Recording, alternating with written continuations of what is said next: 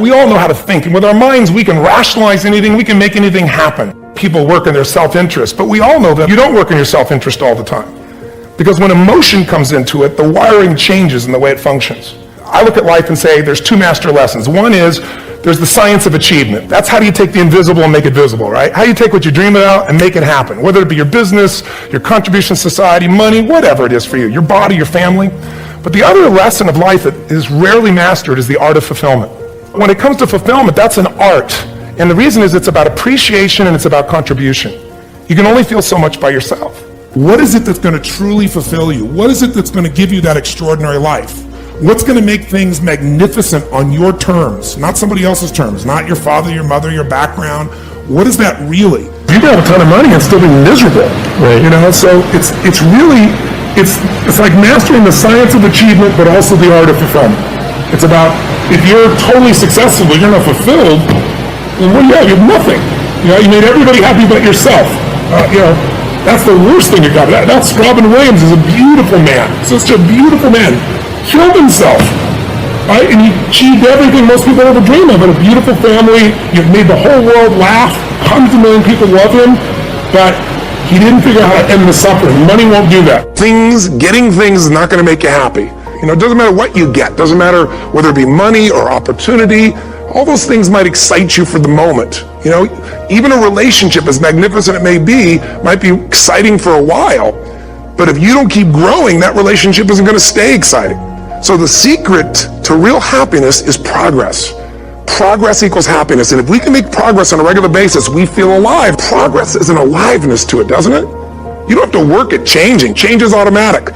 Your body's going to change whether you want it or not as the years go by. And no matter how hard you work, there's going to be some changes going on there.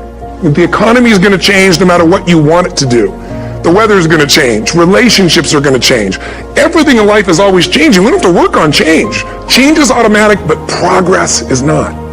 So if you want to make real progress, then you really got to look at your life in a different way. You got to say, I got to take control of this process and not just hope it's going to work out like people do who make a resolution. I believe in energy. I believe in inspiration, because inspired, in spirit, the opposite of that is kind of dead. I believe in being inspired, but I'm a strategist. You know, if you're inspired and you run east looking for a sunset, I don't give a damn how enthusiastic you are, how positive you are. It's not going to happen. So I'm a strategist first, but I really do believe that people have got to look at their life and say, as much as I want great strategy, I need a great philosophy of my life that's going to make me fulfilled. Right. If you're fulfilled, like you said, you mentioned earlier, if you were with your friends and you guys weren't succeeding, but you're having a damn good time with this camaraderie, it's still worthwhile. And you can find a way to succeed eventually. But what the hell is success?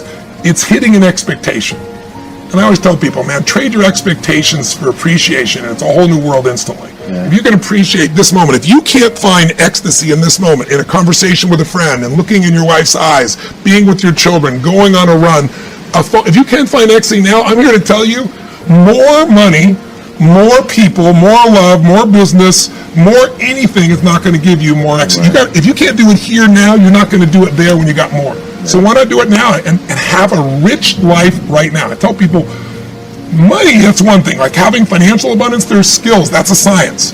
But wealth, it's a decision.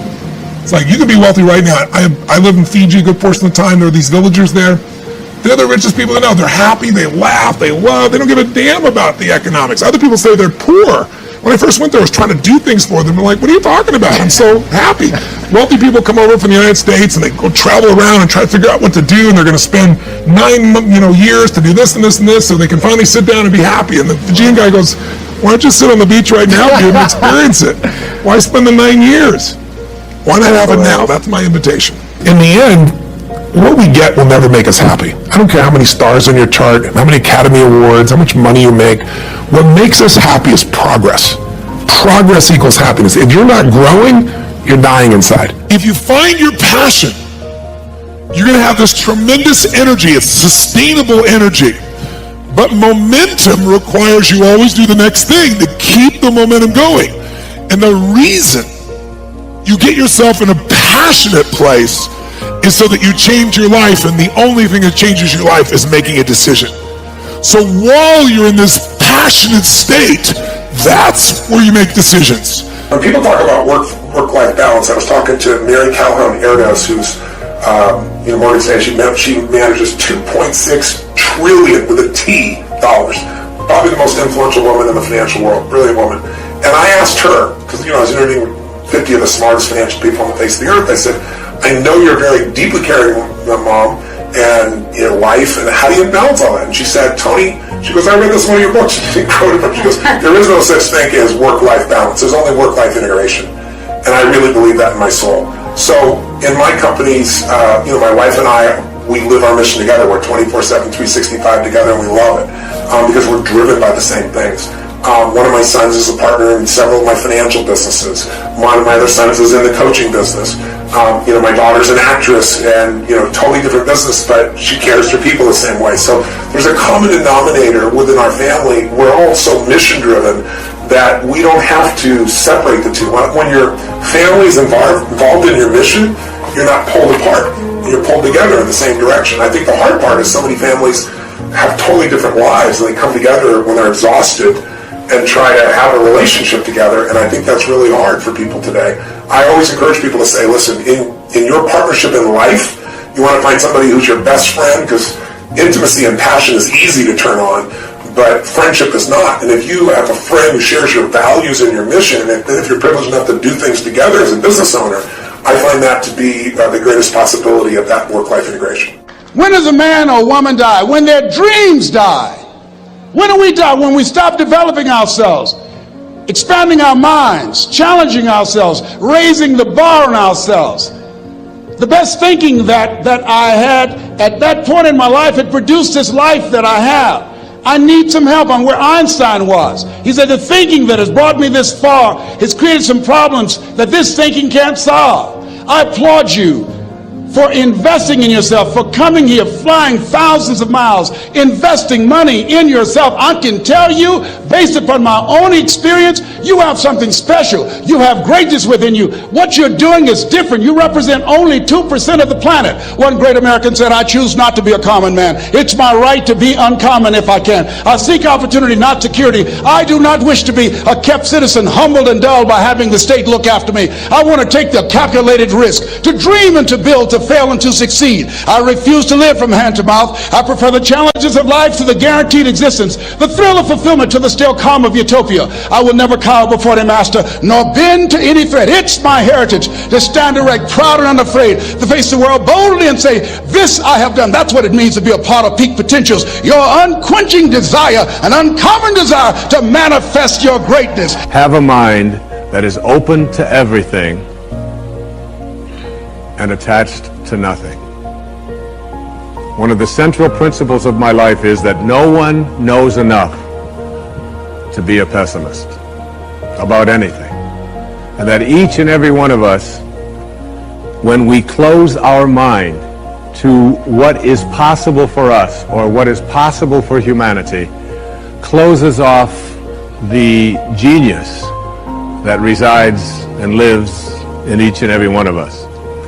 Having an open mind doesn't necessarily mean finding fault with all of the things that you've been taught by others. It means opening yourself up to the potentiality and the possibility that anything and everything is possible. So having a mind that is open to everything and attached to nothing really means finding within ourselves the ability to get rid of a trait that I find so common in the contemporary world. Do you know that most people that I meet spend their lives looking for occasions to be offended? They actually are out there hoping that they can find some reason to be offended. And there's no shortage of reasons. They're out there everywhere. The way this person dressed, what this person said, they turn on their TV, they hear the news, they're offended by this, someone used language that they didn't like, someone doesn't share the same customs that you, and people all day long. In fact, if you keep track tomorrow, you will find probably 100 reasons that you can go around being offended. But a mind that is open to everything and attached to nothing is a mind that says, I'm never looking for anything to be offended by. And that whatever anybody else out there has to say, my response to that is, that's an interesting point of view. I've never considered that before. Welcome all experiences. You never know which one is going to turn everything on. Don't put up the walls. The same wall that keeps out disappointment keeps out happiness. Take down the walls. Go for the experience. Let it teach you. You need to bet on your strengths and don't give a f*** about what you suck at. You're gonna, way too...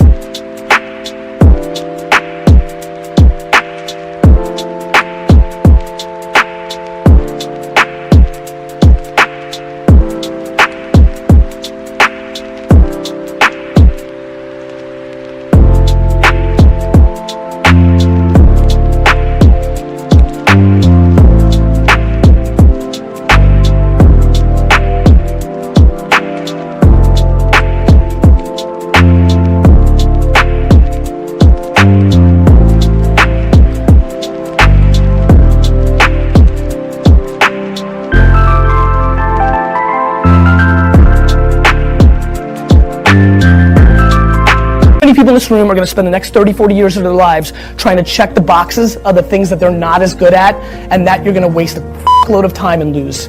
I highly recommend auditing yourself, or if you have no empathy or EQ or self-awareness, then find somebody in your family or friendship that does, and let them tell you who you are. And once you believe that, either for yourself or someone else told you, go directly all chips all into that, because that is the only possible way, in my opinion, watching from the outside, that is, let me rephrase, that is a very highly likely way of over-indexing, because the truth is, if you want to be an anomaly, you've got to act like one. You know, like, and so, that's it, that's what I got, so thanks for having me. There's another kind of instinct that you need to be on the lookout for, and this one is a liar. This one is a saboteur. Well, this one is a backbiter. And like the devil himself, he's a shapeshifter. He's gonna disguise himself and make you think he's got your best interest in mind. But he doesn't. This is the instinct that says, you've had enough. This is the instinct that says, you've given it your best shot. You can stand down. You can back off. You can take a knee. This is the instinct that says, you can rest now. Do not listen to that instinct. Do not listen. That instinct is a liar and wants to bring you down. That's the instinct that's a defense mechanism. It wants to give you an out, a place to run to, a little place of sympathy, an amnesty, a little place of amnesty where everything is forgiven, where all these failures can gather together in comfort and drown their sorrows in lies and in deception. And they tell each other, and they'll tell you, you did the best you could. No, they'll say the deck was stacked against you. And they'll say it's not your fault. And they'll tell you it's okay to stop. It's okay to settle. It's okay to give up.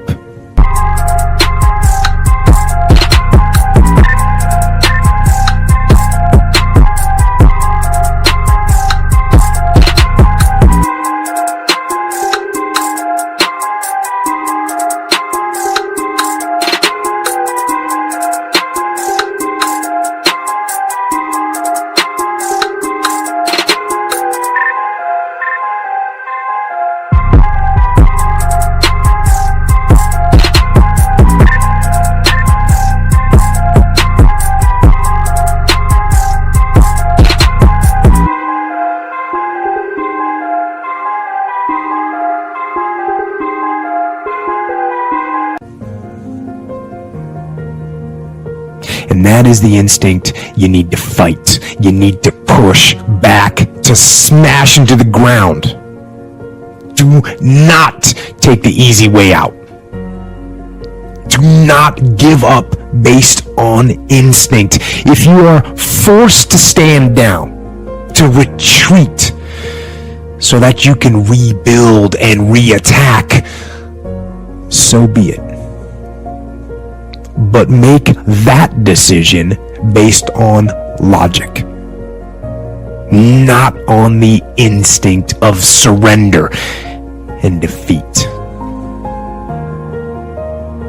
And you need to train that instinct.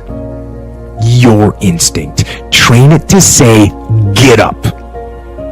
Go. Fight on. And if that is what you become, if that becomes your fundamental reaction to adversity, if that becomes your gut instinct, then you will overcome just about anything that stands in your path.